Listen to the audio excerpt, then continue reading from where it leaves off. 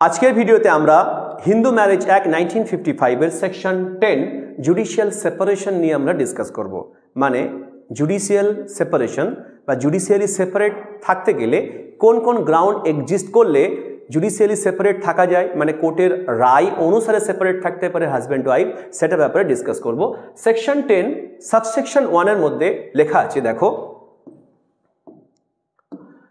either party to a marriage, either party to a marriage, ম্যারেজের যে কোনো party, সেটা হাজব্যান্ডও হতে পারে ওয়াইফও হতে পারে, যে ম্যারেজটা কিনা whether solemnized before or after the commencement of this act, this act বলতে হিন্দু ম্যারেজ অ্যাক্ট 1955 কে বোঝানো হয়েছে। তাহলে হিন্দু ম্যারেজ অ্যাক্ট 1955 কমেন্সমেন্ট বা আরম্ভ হওয়ার আগে অথবা পরে যে বিবাহটা সোলেমনাইজড হয়েছিল, সেই ম্যারেজের ইদার পার্টি, যে কোনো পার্টি মে প্রেজেন্ট এ পিটিশন, একটা পিটিশন বা একটা দরখাস্ত প্রেজেন্ট বা উপস্থাপনা করতে পারে কোর্টের কাছে। কিসের জন্য? Praying for a decree for judicial separation, judicial সেপারেশনের একটা ডিক্রি বা রায় চেয়ে আবেদন করতে পারে। তাহলে যে বিবাহটা হিন্দু ম্যারেজ অ্যাক্ট 1955 কমেন্সমেন্ট হওয়ার আগে অথবা পরে সম্পন্ন হয়েছে, সেই বিবাহের ইদার পার্টি, যে কোনো পার্টি কি করতে পারে, একটা কোর্টের মধ্যে একটা পিটিশন প্রেজেন্ট করার মাধ্যমে প্রে করতে পারে জুডিশিয়াল সেপারেশনের একটা রায়ের জন্য। কোন গ্রাউন্ডে করতে পারে? বলছে on any of the grounds specified in subsection 1 of section 13। তাহলে সেকশন 13 এর সাবসেকশন 1 এ যে গ্রাউন্ডগুলোর কথা উল্লেখ করা আছে, যে গ্রাউন্ডে ডিভোর্স হয়ে থাকে, ফল্ট যে গ্রাউন্ডগুলোর কারণে ডিভোর্স হয়ে থাকে, সেই গ্রাউন্ডগুলো এক্সিস্ট করলে সেকশন 13 অনুসারে যেমন ডিভোর্স হয়, সেকশন 10 এর মধ্যে বলে দেওয়া হচ্ছে সেই গ্রাউন্ডে either party to the marriage কি করতে পারে, জুডিশিয়াল সেপারেশনের জন্য কোর্টের কাছে আবেদন করতে পারে। তাহলে আমরা কি দেখতে পেলাম, যে ম্যারেজটা হিন্দু ম্যারেজ অ্যাক্ট 1955 কমেন্সমেন্ট হওয়ার আগে এবং পরে সম্পাদিত হয়েছে, সেই ম্যারেজটার যে কোনো পার্টি কি করতে পারে, কোর্টের কাছে জুডিশিয়াল সেপারেশনের একটা রায়ের জন্য আবেদন করতে পারে। সেকশন 13 এর সাবসেকশন 1 এ যে গ্রাউন্ডগুলো এক্সিস্ট করছে, সেই গ্রাউন্ডগুলো দেখিয়ে। এখন প্রশ্ন হচ্ছে সেকশন 13 তার সাবসেকশন 1 এর মধ্যে কি কি গ্রাউন্ড রয়েছে, আমরা সেটা যখন ডিভোর্সে যখন আমরা চ্যাপ্টারটা ডিটেলসে পড়বো তখন আমরা দেখতে পাবো যে এই সেকশন 13 এর সাবসেকশন 1 এ কি কি গ্রাউন্ডের জন্য রয়েছে। যেমন এখানে আমরা দেখতে পাচ্ছি যে অ্যাডাল্টারির কথা বলা আছে, যেমন আমরা এখানে দেখতে পাচ্ছি ক্রুয়েলটির কথা বলা আছে, যেমন আমরা এখানে দেখতে পাচ্ছি ডিজার্শনের কথা বলা আছে। এরকম যে সমস্ত গ্রাউন্ডগুলো সেকশন 13 এর সাবসেকশন 1 এর মধ্যে আছে, সেই গ্রাউন্ডগুলো এক্সিস্ট করলে যে কোনো পার্টি কি করতে পারে না, কোর্টের কাছে আবেদন করতে পারে একটা জুডিশিয়াল সেপারেশনের রায়ের জন্য। এছাড়া সেকশন 10 এর মধ্যে আর কি বলা আছে? এছাড়া সেকশন 10 এর মধ্যে বলছে and in the case of a wife, ওয়াইফের ক্ষেত্রে অলসো কথার অর্থ হচ্ছে এছাড়াও, মানে সেকশন 13 এর সাবসেকশন 1 এর যে গ্রাউন্ডগুলো আছে এগুলো এক্সিস্ট করলে একজন ওয়াইফও কিন্তু জুডিশিয়াল সেপারেশন আবেদন করতে পারে। সেকশন 13 এর সাবসেকশন 1 এর গ্রাউন্ডগুলো ব্যতীত বলছে on any of the grounds specified in subsection 2 thereof মানে section 13 এর কথা বলছে, as the grounds on which a petition for divorce might have been presented। তাহলে সেকশন 13 এর যে গ্রাউন্ডগুলোতে একটা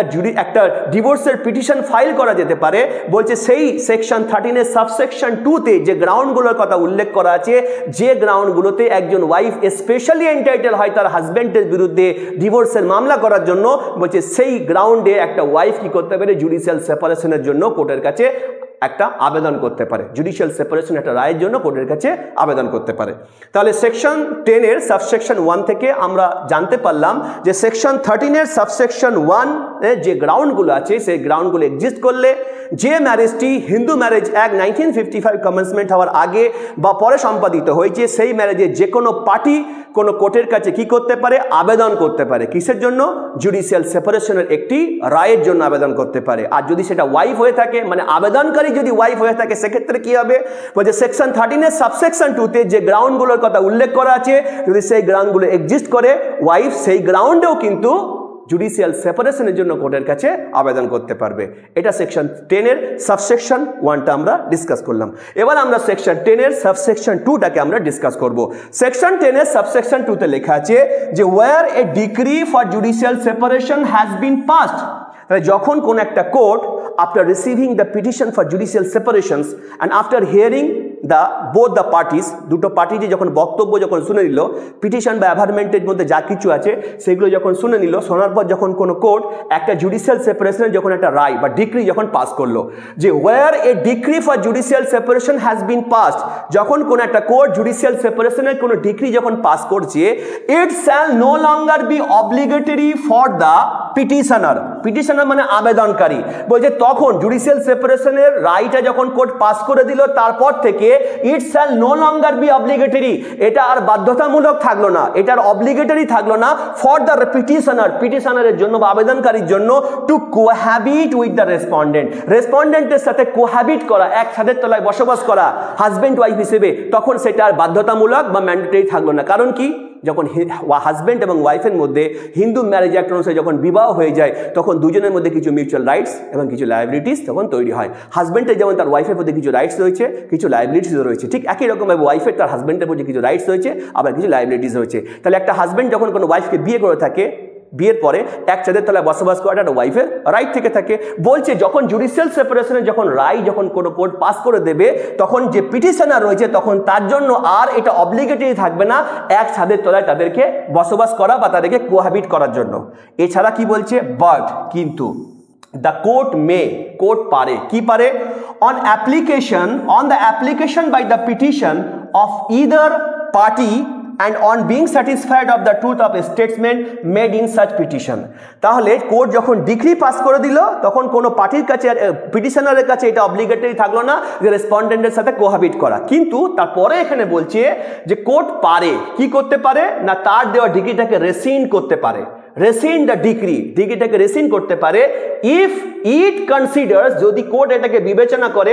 just and reasonable to do so, এটাকে জাস্টিফাইড এবং রিজনেবল বলে মনে করে, কোর্ট তখন তার নিজের দেওয়া ডিক্রিটাকে কি করতে পারে, রেসিন্ড বা বাতিল করতে পারে। কখন পারে, বলছে on the application by the petition, বা যখন কোনো একটা পিটিশন যখন কোর্টের কাছে ফাইল করে আবেদন করা হয়, কাদের দ্বারা, অফ ইদার পার্টি, হাজব্যান্ড এবং ওয়াইফ বা পিটিশনার বা রেসপন্ডেন্ট, তাদের মধ্যে থেকে কেউ যদি কোর্টের কাছে একটা পিটিশন ফাইল করে আবেদন করে যে তাদের ম্যারেজটাকে তারা কন্টিনিউ করতে চাইছে, তাদের মধ্যে যে মতবিরোধ ছিল সেই মতবিরোধটা দূর হয়ে গেছে, তারা জুডিশিয়ালি সেপারেট থাকতে চাইছে না, তারা কি চাইছে, তাদের মধ্যে আবার রিকনসিলিয়েশন চাইছে, তারা পুনরায় আবার ম্যারেজটাকে কন্টিনিউ করতে চাইছে, যদি সেই ব্যাপারে কোর্টের কাছে আবেদন করে, and on being satisfied of the truth of the statement, যে পিটিশনের মধ্যে যে স্টেটমেন্ট, যে অ্যাভারমেন্ট, যে পিটিশনটা করেছে তার মধ্যে যে বিবৃতি রয়েছে, সেটার ব্যাপারে কোর্ট যদি নিজের থেকে ইটসেলফ স্যাটিসফাইড হয়, তখন কোর্ট কি করবে,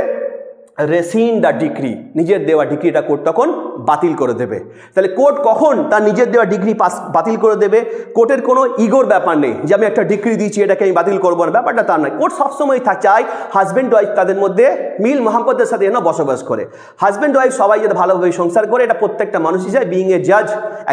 একজন সেও হিউম্যান বিইং, সেও চায় যেন স্বামী স্ত্রী ভালোভাবে সংসার করে। কোনো কারণে যদি মতবিরোধ হয়, সেক্ষেত্রে যদি কোনো পার্টি কোর্টের কাছে অ্যাপ্রোচ করে জুডিশিয়াল সেপারেশনের জন্য, তখন কোর্ট জুডিশিয়াল সেপারেশন ডিগ্রি দিতে বাধ্য হয় যদি কোনো গ্রাউন্ড এক্সিস্ট করে। একই সাথে যখন তাদের মধ্যে সেই মতবিরোধটা দূর হয়ে যায়, যখন তারাই কোর্টের কাছে আবার ফার্দার অ্যাপ্রোচ করে যে না আমাদের আর দূরে থাকার কোনো প্রয়োজন নেই, আমাদের মধ্যে যে মতবিরোধ দূরত্ব ছিল সেটা দূর হয়ে গেছে, সেটা সন্তানের কারণেই হোক বা অন্য কোনো রিজনেই হোক, তখন কোর্টের কাছে যদি তারা ফার্দার অ্যাপ্রোচ করে, তখন সেই যে পিটিশনটা কোর্টের কাছে ফাইল করা হয়েছে, সেই পিটিশনের স্টেটমেন্টের ব্যাপারে কোর্ট যখন ইটসেলফ স্যাটিসফাইড হয়ে যায়, কোর্ট তখন তার নিচে দেওয়া যে ডিক্রি থাকে সেটাকে রেসিন্ড করে দেয় বা সেটাকে বাতিল করে দেয়। এটাই হলো আমাদের জুডিশিয়াল সেপারেশন যেটা আছে, সেটা জুডিশিয়াল সেপারেশনের সেকশন 10-এর পুরো ডিসকাশনস। প্রত্যেকে এটাকে ভালোভাবে শোনো এবং শোনার পরে এটা থেকে নিজের মতো করে নোটস বানানোর চেষ্টা করো। আর আমাদের থেকে যদি কোনো হেল্প লাগে আমাদেরকে কমেন্ট সেকশনে একটু কমেন্ট করে জানাও, তাহলে আমরা উৎসাহিত হব এবং আমরা চেষ্টা করব এই জুডিশিয়াল সেপারেশনের নোটস কীভাবে পরীক্ষা খাতায় লিখতে হবে সেই ব্যাপারে ভিডিও আপলোড করার ব্যাপারে। তাহলে আজকের এখান পর্যন্তই থাকলো, ভালো থেকো।